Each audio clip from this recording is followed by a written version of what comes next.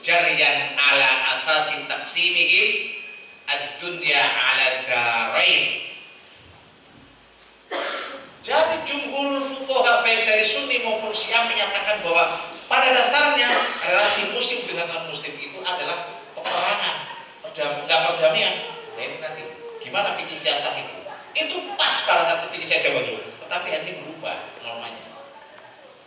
Kita bisa melihat di dalam pandangan Muhammad Al-Babariki di kalangan mazhab Hanafi dalam kitab Al-Inayah Syarhul Hidayah, beliau menyatakan wa qitalul kuffar alladzina imtana'u 'anil Islam wa iqamil jasyah wajibun wa illam yabda'u bil qital lil umumatil waridah fi dzalika qawlihi ta'ala faqtulul musyrikin wa qatiluhum hatta la takuna fitnah qatilul ladzina la yu'minuna billahi wala bil yaumil akhir wala yuharrimuna ma haramallahu wala yajidu dinal haq itu kan hatta yu'tul jizyah an yadin wa hum sahirun. Itu begitu argumentasinya begitu. Bahkan beliau menyatakan bagaimana seandainya dikatakan bahwa hal ini bertentangan dengan ayat yang muqayyad ya. Seperti misalnya qatilul ladzina yuqatilun ya. Qatilul ladzina yuqatilun, perangilah orang-orang yang mereka lihat. Jadi kita itu ayat ini menunjukkan bahwa yajibu al-qitalu itu ketika mereka memulai kita. Apa kata Al-Babariki dikatakan ujiba bi annahu mansukhun kata. Ini dinasukh. Jadi ayat-ayat yang menyatakan udzil ladzina yuqatilun itu terusan qatilul ladzina qatilul ladzina yuqatilun itu dalam jangka apa? Jangka dinasukh itu. Relasinya pemusuhan. Apa argumentasi yang membuat itu? Jadi dikatakan ujiba bi annahu mansukh wa bayanuhu anna Rasulullah sallallahu alaihi wasallam kana fil ibtida'i itu diperintahkan untuk apa? Makmuran bisafhil jamil. Dikatakan makmuran bisafhil jamil wal i'rad 'anil musyrikin biqaulihi ta'ala fasfahis safhal jamil wa a'rid 'anil musyrikin. Baru kemudian diperintahkan untuk diizinkan ya, diperintahkan untuk melakukan dakwah kepada mereka bil mau'izatil hasanah itu kan, ud'u ila sabili rabbika bil hikmah wal mau'izatil. Baru kemudian diizinkan kepada Rasulullah sallallahu alaihi wasallam untuk memerangi orang-orang yang zalim di mereka, uina lil ladzina yuqataluna ya bi annahum zulimu. Setelah itu baru kemudian diizinkan oleh Allah Subhanahu wa taala untuk memerangi kaum kafir pada waktu tertentu. Yaitu argumentasinya ada fa in salahu ashhurul hurum ya faqtulul musyrikin. Ketika sudah habis masa bulan-bulan yang haram tadi itu maka bunuhlah musyrikin. Baru terakhir dikategorikan bahwa diperintahkan Allah untuk memerangi mereka secara mutlak. Maka dikatakan umiro bil buda'ati bil qitali mutlaqan wa fil azmani kulliha wa fil amakini bi asrika. Wes pokoknya aja. Apa? Qatilul ladzina la yu'minuna billahi itu kan. Wa qatiluhum hatta la takuna fitnah. Itu di kalangan mazhab Hanafi. Di kalangan mazhab Maliki juga begitu. Misalnya kita bisa mengutip pandangan yang dipegang oleh Ibnu Abdul Bar yang menyatakan, Ibnu Abdul Bar itu menyatakan wa kullu man aba min ad-dukhulil Islam aw aba al jizyah itu qutil fayuqtal ar-rijalu al-muqatilatu wa ghairul muqatilah idza kanu balighin. Orang yang enggak mau Islam bukan berarti saya udah perangi. Itu perangi tuh orang-orang yang ikut berperang maupun yang enggak berperang. Mazhab Syafi'i juga begitu. Kita bisa lihat dalam Allah Subhanahu wa ta'ala bisa dikatakan wa min furudil kifayah al-jihad haitsu al-kuffar mustaqirruna fi buldanihim wa yasqutu bi syai'ani ay yuhassina al-imam al-thubura di jama'atin yukafiuna man bi isaihim minal kuffar. Atau pilihannya adalah ayat kula al-imam darul kuffar ghazian bi nafsihi aw bi jayshin yu'ammiru alaihim man istaqbala dzalik wa aqallu marratan wahidah. Sekali itu. Maka dikatakan fa in zada fa huwa afdal. Wala yajuzu ikhlaqu sanatin an jihadin illa li daruratin ka ay yakuna fil muslim dha'fun wa fil adwi kathratun. Wah, ini kan mazhab Hambali juga begitu. Misalkan adalah al-Mudlib Ibnu Qudamah dikatakan wa qallu ma yaf'al fardun wahidan li anna al-jizyah tajibu ala ahli dhimma fi kulli 'am wa huwa badal an nusra. Sama seperti ini, rasanya begitu. Memang itu sesuatu yang pertikaian itu sesuatu yang biasa pada saat itu. Tapi hari ini normanya berubah, berperang ya, melakukan aneksasi, melakukan penaklukan ke tempat-tempat negara lain, itu dianggap sebagai melanggar norma, dianggap sebagai sebuah kejahatan. Maka kita perlu melakukan, makanya dikatakan perlu adanya kontekstualisasi menyangkut terhadap relasi muslim dan non muslim. Di dalam konteks ini kita bisa melakukan pendekatan fikih siasat. Kadang-kadang kita itu sudah orang ngomongnya, kita menghormati apa, tapi batin kita kadang-kadang ya masih tak juga itu. Kan begitu. Ya tadi saya katakan, kita perlu mengandekan misalnya bagaimana waktu Qatul Madinah itu berjalan dengan mulus gitu kan. Tidak ada peperangan misalnya, tidak ada pemberontakan, tidak ada pengkhianatan. Saya kira itu jadi sesuatu yang perlu kita andai-andai gitu kan. Makanya pilihan usul menurut selalu menarik dalam persoalan politik, karena memang nas-nas yang terkait dengan soal politik itu yang qot'iyah angkat pimpinan lah kira-kira itu kan, ngangkat pemimpin itu ya wajib itu.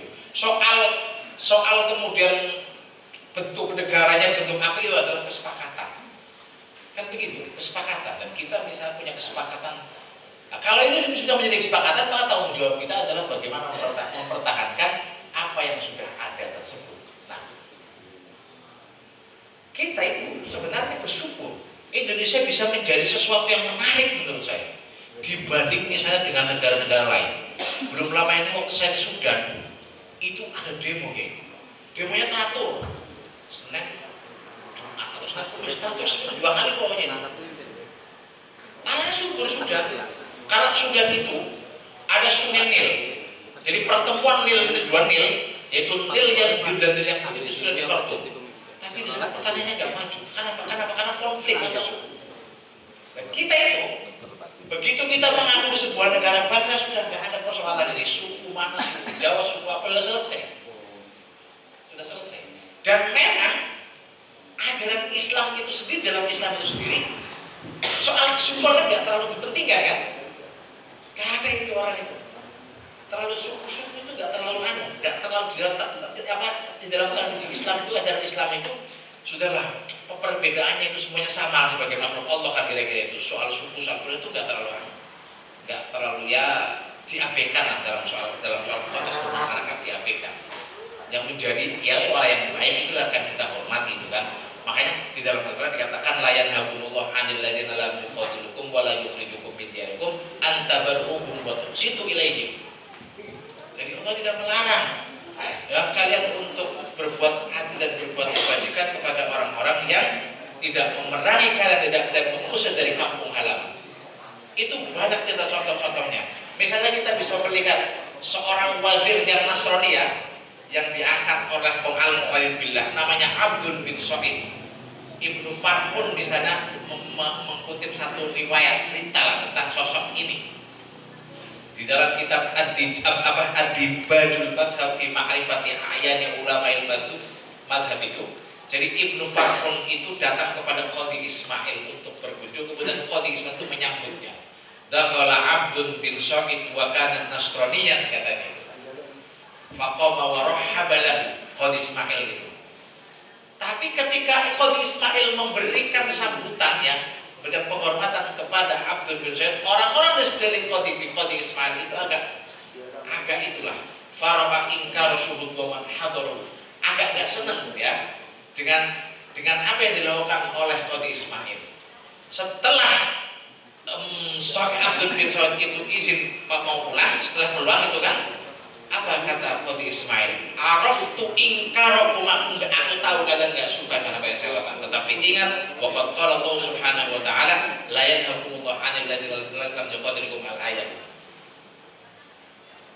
Beliau menyatakan wa hadzal rajul yaqdi hawaijal muslimin wa huwa safirun bainana wa bainal muqtalid wa hadza minal bir fasakaratil jamaah, kata dikatakan. Sosok Abdul bin Sa'id itu merupakan orang yang membantu keperluan kaum muslimin dan menjadi penghubung antara kita dengan al-mu'tad. Ini merupakan dengan sebuah kebaikan. Maka orang-orang tadi pun terdiam melihat penjelasan yang dikemukakan oleh Ustaz Ismail. Ya kadang-kadang suka begitu kita kan. Ya kalau tadi ya. Maka memang ada Tuhan. Kita perlu melihat situasi apa, kita perlu melihat konsep dalam tiga. Yang kedua, secara umum ya, fikih kita itu ditulis pada saat kita itu di atas hukum, pada saat Islam itu menjadi penguasa dunia, lagi top-topnya gitu loh kan, dimulai daripada Asrul Istiad abad 2 Hijriah, wah menjadi penguasa itu kan, itu juga makanya ya orang galak kan loh, orang galak, yang namanya penguasa di mana-mana kan begitu, di mana-mana begitu.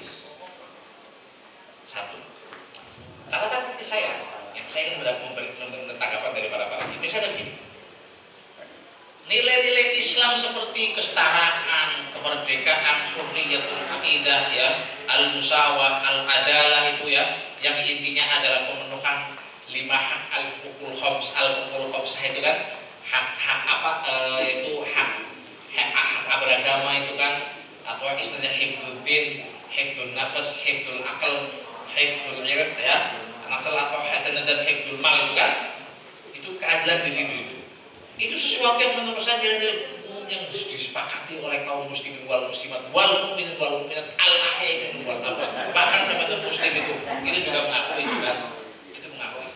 Tetapi cita-cita Islam ya, ajaran Islam yang begitu inklusif, yang rahmatan lil alamin ya, begitu dibawa ke dalam satu negara, kita dalam wacana apa berubah apa kita dalam wacana kenegaraan, itu terjadi penyempitan. Yang saya katakan tadi, awalnya itu Madinah itu sebagai negara kemanusiaan yang didukung oleh seluruh faksi keagamaan dan faksi-faksi lain yang berkuasa pada saat itu. Tapi karena ada konflik ya, jadi akhirnya penyempitan. Sehingga kemudian Islam itu lebih, ajaran-ajaran itu dipersempit menjadi hanya untuk kelompok Islam. Maka muncul ungkapan Izul Islam wal Muslimin gitu kan. Terjadi penyempitan itu menjadi pemahaman yang sifatnya komunali, apa terjadi komunalisasi, menjadi pemahaman yang bersifat tidak inklusif tapi eksklusif untuk kaumnya sendiri gitu. Nah kita harus kembali melakukan rekonstruksi rekontekstualisasi terhadap apa yang kita pahami selama ini. Karena kalau selama kita masih menggunakan acuan-acuan yang dulu sementara tidak menemukan momentumnya, maka kita akan gagal menurut saya memahami realitas yang terjadi. Ini kalau saya lihat, kita bisa melihat itu. Akhirnya ya seperti umat Islam, izul Islam wal muslim gitu kan. Tapi kita tidak pernah menyatakan izul Islam wal muslim wan nasi ajma'in, tidak begitu. Padahal misinya adalah rahmatan lil alamin. Tapi begitu kita mau masuk urusan relasi dengan muslim, ya nggak bisa itu kan. Jadi kalau kita menyatakan bahwa kita menerima negara bangsa, misalkan ya, ini kan suatu langkah terobosan yang baru, misalkan penerimaan kita. Apa konsekuensinya? Ya konsekuensinya non-muslim misalnya hak politiknya juga sama, ya boleh maju, boleh dipilih, boleh apa itu kan? Itu konsekuensinya. Kalau misalkan jadi kita harus menghormati kan gitu. Bahwa misalkan ada ayat di dalam Al-Quran yang melarang untuk mengangkat pemimpin non-muslim, itu pada dasarnya itu adalah sesuatu yang bersifat personal. Yang kedua, di dalam politik Islam itu sendiri juga penerapan hukum syariat itu, ya kan enggak, ya harus tadrijiyah kan, harus tadrijiyah, tidak bisa langsung sekonyong-konyong. Untuk perjuangan lah kira-kira. Bagi saya misalnya, hukum-hukum fikih, misalkan kayak jinayat, hukum had, hukum jinayat macam-macam, itu begitu dalam hukum adat, pada dasarnya itu adalah bahan mentah. Dia itu bisa menjadi hukum waqi, bisa menjadi hukum positif kalau misalkan disetujui di meja politik, yaitu melalui DPR misalnya atau cara-cara yang konstitusional. Dan sepanjang nggak disetujui, ya ngapain berarti nggak jadi gitu kan? Karena kesepakatan. Itu yang menurut saya penting. Jadi kalau kita misalkan mau mengajukan hak, nggak ada masalah bagi saya sepanjang itu disetujui. Meskipun di dalam konteks hari ini itu agak berat juga ya. Tapi kalau disetujui misalnya, tetapi argumentasinya jangan pakai Quran. Kenapa? Karena sesuci dan sekuat dan sesuci apapun argumentasi nakli itu sifatnya daya dorongnya itu hanyalah kepada umat Islam. Daya dorongnya bersifat komunalistik, hanya untuk umat Islam karena yang percaya dengan Quran. Pertanyaannya gimana dengan orang yang percaya dengan Quran? Kan kayak itu. Makanya ketika kita mau mengusulkan harus menggunakan argumen-argumen yang dapat diterima oleh publik, bukan hanya diterima oleh umat Islam. Misalnya hukum potong tangan itu sebenarnya kan waktu itu belum terkenal penjara lah kayak kita itu sekarang itu kan. Itu dianggap sebagai sesuatu yang paling simpel karena belum ada penjara misalnya gitu. Atau kita bisa menyatakan bahwa hukum potong tangan itu misalnya untuk kamu ya kan itu lebih simpel ya, lebih irit daripada kita terusan daripada di penjara kan ngasih makan terus gitu kan. Jadi begitu. Itu pilihannya.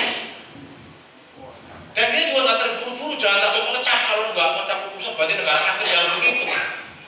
Kalau tidak salah itu Khalifah Umar bin Abdul Aziz didesak oleh anaknya untuk secara paripurna menerapkan syariat Islam. Jawabannya adalah la ta'ajjal ya bunayya fa inna Allah subhanahu wa ta'ala dzammal khamra fil Qur'ani marratain wa harramaha fil tsalitsah. Jangan terburu-buru, Allah subhanahu wa ta'ala itu mencaci maki dzam itu apa? Mengganti kata pakai khamr itu 2 kali, baru kemudian pada tahap yang ketiga itu mengharamkan khamr. Maka Umar bin Abdul mengeluarkan perkataannya ana akhafu an ahmilal haqqa 'ala an-nasi daf'atan ya fayadfa'unahu daf'atan wa yakunu fitnatan. Ini bisa dilihat dalam kitabnya Muwafaqatnya Asy-Syatibi. Jadi aku khawatir kalau saya mewajibkan kebenaran, membebankan kebenaran kepada seluruh manusia, para manusia secara sekaligus, sehingga ini akan berakibat mereka akan tolak juga sekaligus dan pada akhirnya menjadi fitnah. Maka perlu strategi-strategi gitu kan, termasuk juga ngomongin soal fikih siasah itu juga harus melihat situasi dan kondisi yang kita hadapi sehingga pada akhirnya Islam itu bisa sholihun likulli zaman wa makan. Yang dimaksud dengan sholihun likulli zaman itu adalah nilai-nilai yang diajarkan oleh Islam, nilai-nilai kandungan seperti keadilan, seperti musyawarah persamaan itu adalah sesuatu yang sholihun likulli zaman wa makan. Saya kira ini respon saya. Mungkin nanti kita bisa diskusikan di beberapa sisi.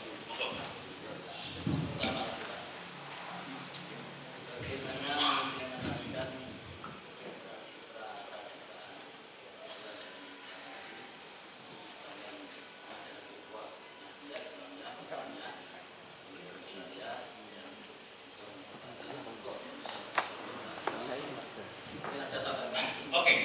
Terkait dengan soal implementasi Indonesia sebenarnya sudah melakukan itu, ya. Kita sebenarnya sudah. Jadi ini kan diskusi lama, ya kan. Kita hanya ingin melihat bahwa di sini nanti kita akan juga hanya ingin melihat ada masukan-masukan baru mungkin ya, untuk menguatkan dari pandangan yang sudah ada. Kalau misalkan bagaimana soal kita mengukuh, itu sebenarnya terutama dia sudah menggunakan pendekatan fikih siasah itu.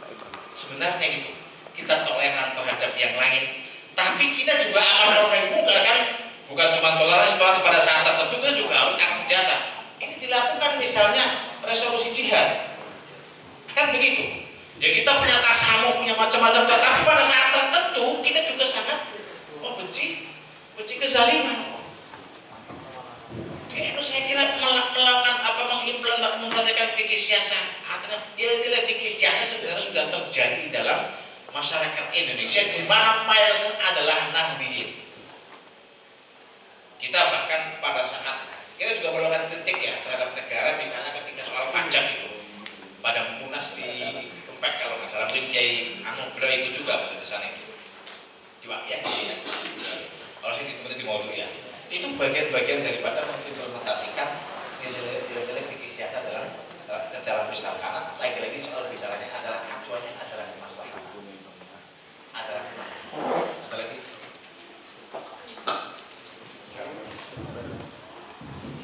Ada tambahan, Pak?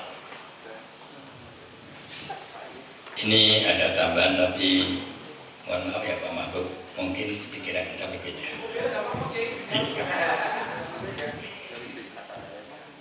Jadi yang pertama, pada saat ini memang NU sangat tepat untuk mengembangkan fikih peradaban. Karena apa? Yang pertama, negara di luar sana ini saat ini sedang bimbang akan kebenaran agamanya sendiri. Jadi di luar ini sudah banyak sekali orang yang bimbang akan agamanya sendiri. Oleh karena itu NU yang membawa risalah para Rasulullah SAW, maka ini harus, ini loh agama yang benar. Ini yang dibawa oleh Nabi Muhammad. Tapi caranya beda. Caranya kita membawa Islam harus dengan akhlak, harus dengan adab, harus merawat. Jadi merawat jagat, membangun peradaban. Ini NU. Karena saat ini orang yang non muslim itu sedang tidak yakin, bimbang dengan agamanya. Kemudian yang kedua, Mitsaq Madinah. Mitsaq Madinah tadi dikatakan saat itu gagal. Iya. Karena terjadi pengkhianatan oleh Yahudi. Tapi yang namanya syariat Mitsaq Madinah ini tidak berhenti. Tapi sampai sekarang berjalan. Bahkan Indonesia dengan Pancasila itu, dengan kebijakan yang ada oleh para funding body, ya, itu karena menggunakan Mitsaq Madinah. Jadi yang digunakan adalah Mitsaq Madinah, Piagam Madinah. Kemudian yang kedua, ketika zaman Nabi Muhammad ini kemudian mengadakan ekspansi atau mengadakan perang dengan orang-orang seperti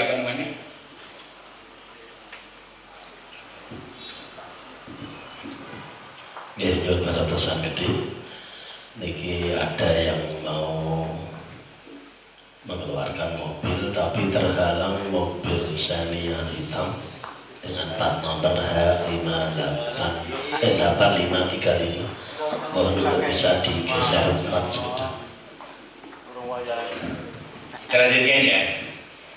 Ketika Rasulullah ini melakukan perang dengan non-muslim, baik itu Persia maupun Romawi, saat itu memang dunia dan negara pemikirannya berbeda dengan sekarang. Setelah saat itu pun yang namanya Indonesia itu dijajah oleh mereka. Ketika Indonesia sudah menjadi Darul Islam, dijajah oleh mereka, dan mereka justru lebih serakah daripada yang dilakukan oleh para sahabat dan Rasulullah. Mereka ketika menjajah ke kita itu ada mengatakan God, gold, dan